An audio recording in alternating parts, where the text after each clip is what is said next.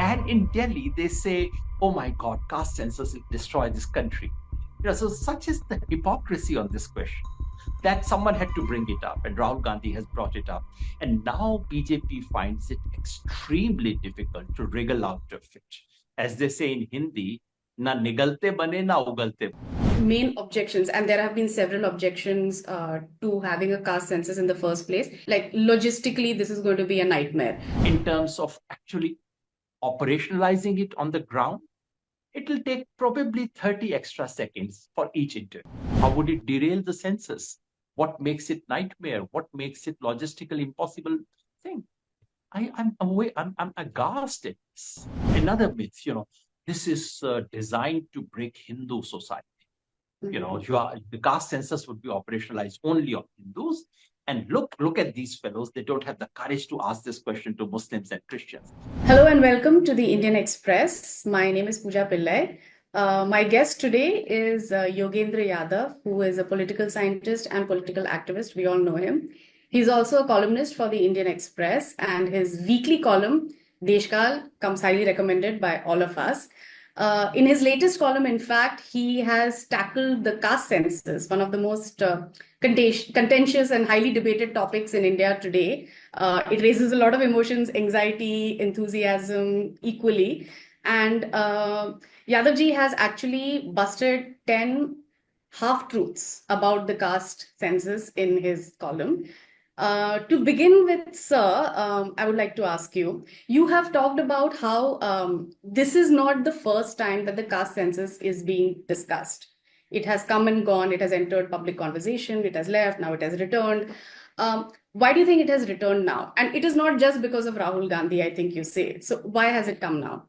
Well, in a sense, the stage of history is set for it. As you mentioned, anything to do with caste, it's not just caste census, anything to do with caste raises anxieties because it suddenly touches on something deep that we all are very uncomfortable with. It exists, we feel very uncomfortable about it, and we'd rather close our eyes to it and pretend all is well. Therefore, anyone who raises the question of caste is attacked for all kinds of reasons. And what amazes me, Pooja, is the mix of sheer ignorance and a certain kind of arrogance that you get to see whenever you deal with the question of caste in a urban, civilized, liberal setting. How can't we talk of something else? Oh my God, you've started discussing such things. That's usually the response. Why has it come back now? It has come back clearly because of Rahul Gandhi's intervention. Rahul Gandhi has brought it to the forefront. But as I say in the article, uh, there's actually nothing new about this demand. It goes back to independence time as a formal written request. It goes back to Atal Bihari Vajpayee's government. When Mandal Commission had been announced, Supreme Court had given a judgment in its favor, and the first census after Mandal was to be 2001.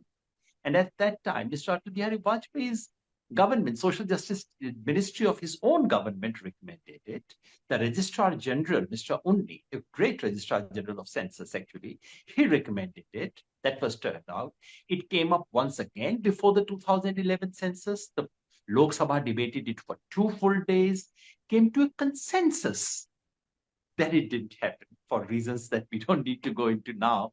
And then before 21 census, Mr. Rajnath Singh, who was the Home Minister in 2018, he promised it.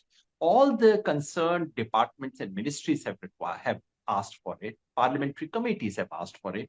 6 or 7 state governments have asked for it. And BJP of Bihar takes credit in getting caste census done in Bihar. And in Delhi, they say, oh my God, caste census will destroy this country. So such is the hypocrisy on this question that someone had to bring it up, and Rahul Gandhi has brought it up. And now BJP finds it extremely difficult to wriggle out of it. As they say in Hindi, na nigalte bane na ugalte. You can't swallow it, you can't throw it out either. That's BJP's situation. And the latest twist from RSS has made it worse for BJP, or shall we see that as a hint of the direction in which things are likely to go, namely caste census The time for caste census has come, and it's going to be extremely difficult for Mr. Modi and for this government now to wriggle out of it. Since you've mentioned the RSS and the shift in its position or perceived shift in its position regarding the caste census, can you give us a brief history of why it has opposed the caste census? We know that it has opposed the caste census. And also, a related question, there are those who believe that the politics of Hindutva can be fought by the caste census. Can you talk about both these aspects? From the BJP side, the fact is that BJP and RSS have ideologically been opposed to any kind of caste census, caste awareness, because their project of consolidation of Hindus, basically they would like all the Hindus of this country to remain one single monolith. And any recognition of differences therein is something they would wish to avoid. However, history has taught them that there's no way they can avoid it. So RSS has now come around to talking about Dalits, about Adivasis in a different language. The language still remains patronizing, but they have actually have to recognize these things.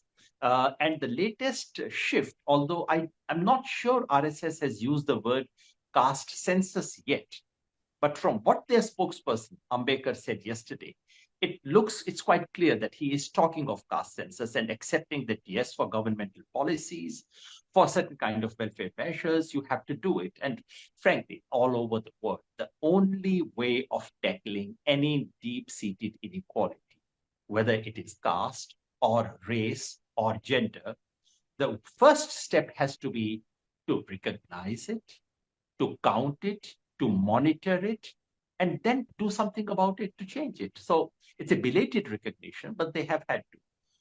On the other hand, the other camp believes that somehow simply by raising caste question, you can counter the BJP. I'm not entirely sure. It is true that yes, raising the question of disadvantages within the Hindus. Incidentally, that question exists within the Muslims as well. There are Pasmandas within Muslims.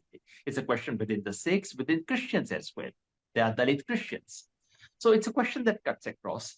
The belief is that raising that alone is enough to counter the BJP. I'm not entirely sure, because BJP will sooner or later find ways of accommodating this question. BJP has quite successfully electorally accommodated the Adivasis with its own language of Vanavasi and so on, which remains patronizing. But the fact is, electorally, BJP has been quite successful. So it's not true that BJP simply cannot accommodate the Adivasis.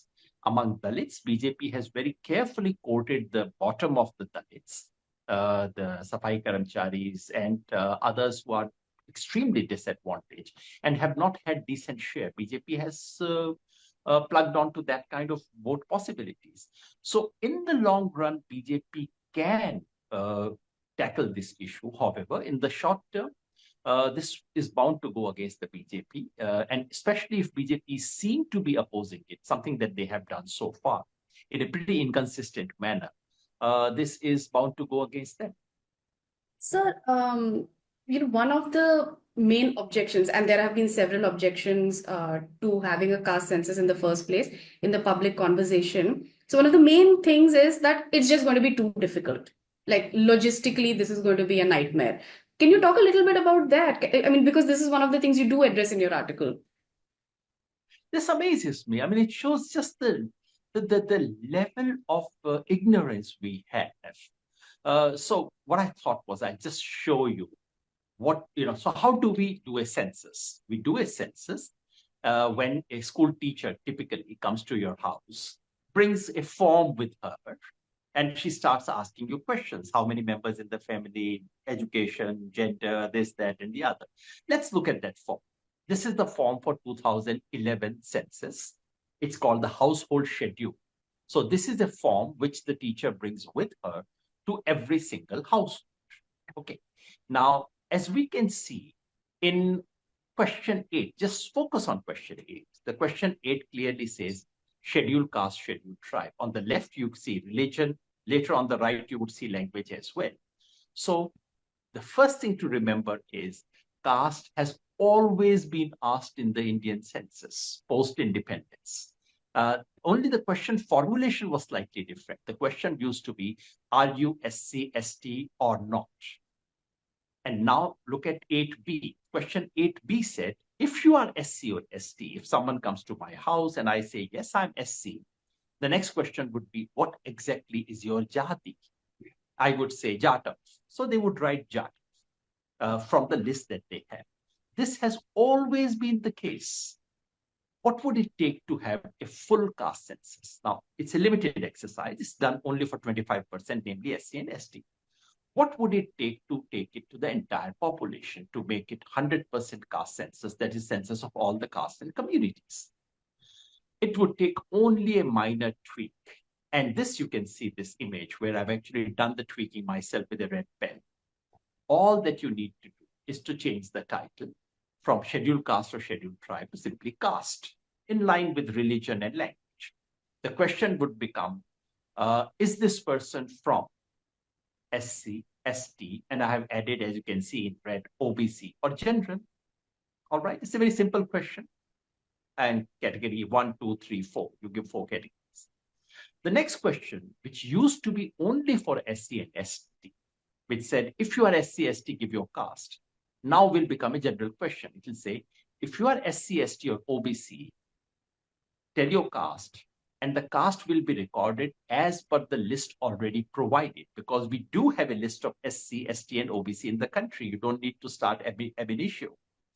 If you are general, however, suppose they come to your house, you say, I'm Pillai, which is neither SC, ST, or OBC, at least to my knowledge, then they would say, all right, then what is your jati?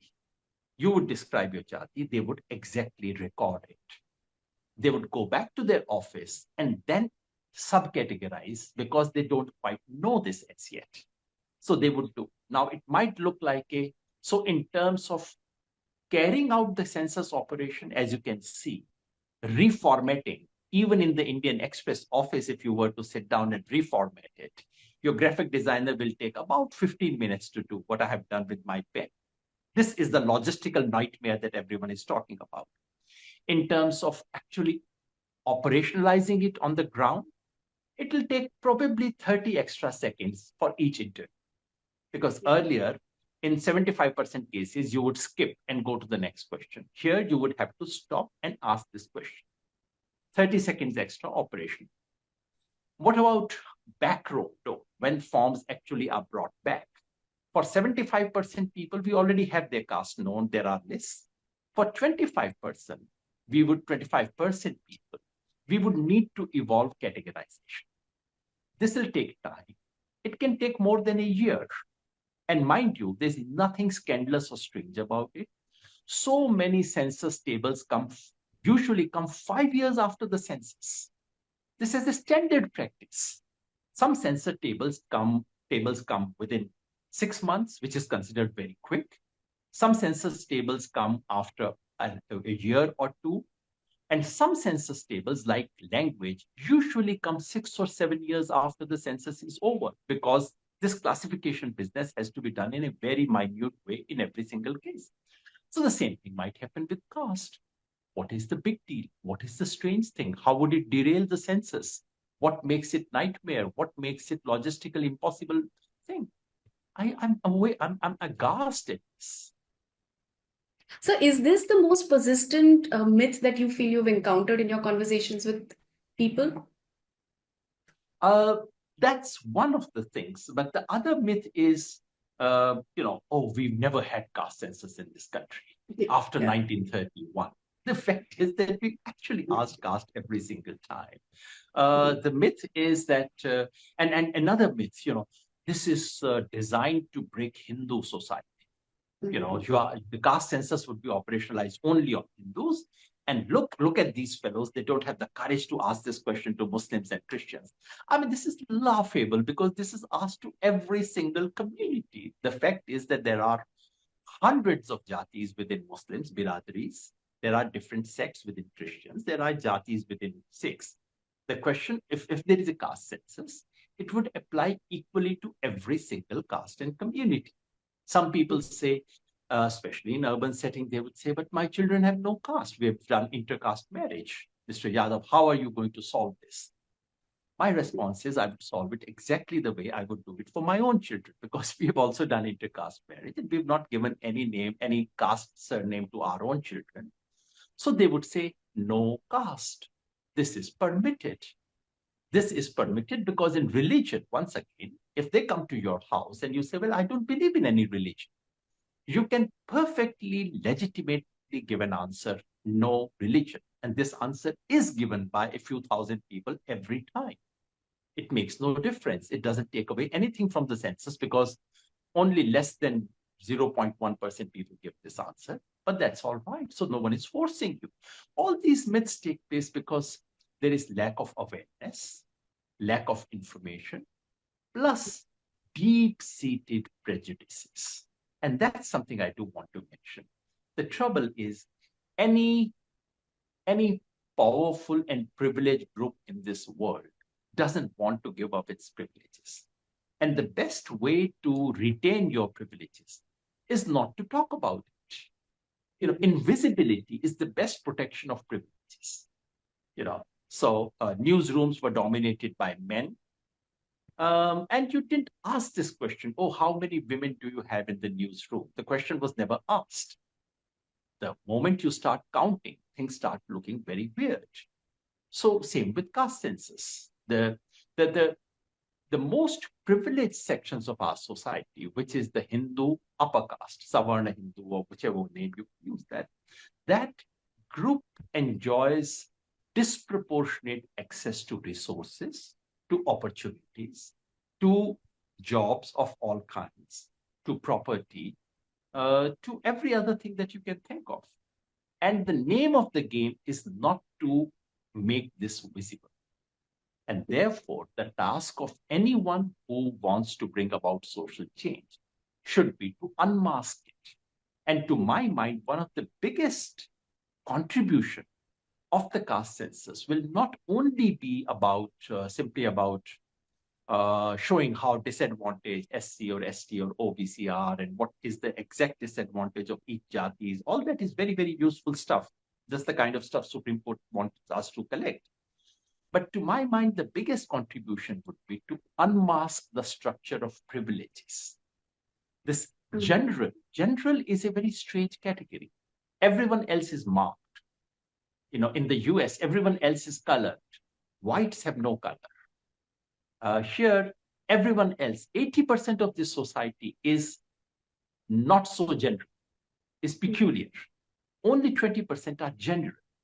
This general needs to be, the privileges enjoyed by this need to be unmasked. And that, to my mind, is critical, not only for social change or social transformation, not only for advocates like me, advocates who believe in caste annihilation, etc., but for anyone who believes in the Constitution of India. Because remember, Constitution of India, in its preamble, offers equality of opportunity. Our fundamental rights mention the same. Our directive principles say the same. So in order to be true to our own Constitution, we have to practice equality of opportunity. And equality of opportunity comes only when you begin to document, when you begin to recognize and document the inequalities that do exist.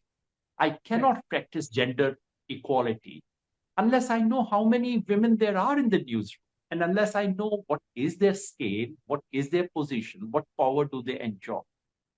If I simply say, oh, I don't see any difference between men and women, they are all equal as far as I'm concerned, why are you talking this language? This would be a way of ensuring male dominance. It's only by naming, recognizing, collecting information, and monitoring it that we can combat inequality. Sir, I'm glad you mentioned that, because that is actually what now I'd like to ask you, which is that counting, of course, is a very important first step, gathering that information, having that information to work with. But to keep it from remaining an empty gesture, what would need to happen once the caste census is over, is done? A lot needs to happen. Most of the proponents of caste census have something fairly narrow and limited in their mind. Most of them hope that the caste census will demonstrate, which of course it will, that the sheer number of SC/ST, OBC is much more than is imagined. In the case of SC and ST, we are unlikely to be surprised because the census has always enumerated them. But in the case of OBCs, of course, isn't it a scandal in this country that you have legal reservation in jobs for a social category of the number of which we don't know? So we give 27% to someone. We don't even know whether they are 40%, 50%, 60%. So this scandal will come to an end. We'll discover that it's something between 45 to 50%. So one thing that people expect is after that, there would be a demand. All right, then the quota should not be 27%. It should be increased. Although the quota was not 27% because anyone believed that their population was 27. The quota was 27 because of a legal ceiling by the Supreme Court of 50%. That has been the reason. So there would be clamor, demand, justified demand to my mind, for removing that cap and going beyond 50%. But that to me is not the only thing. For me, the more important thing would be to go to more nuanced issues of social justice. Everyone debates quota within quota. We had this debate on the subclassification of the scheduled caste.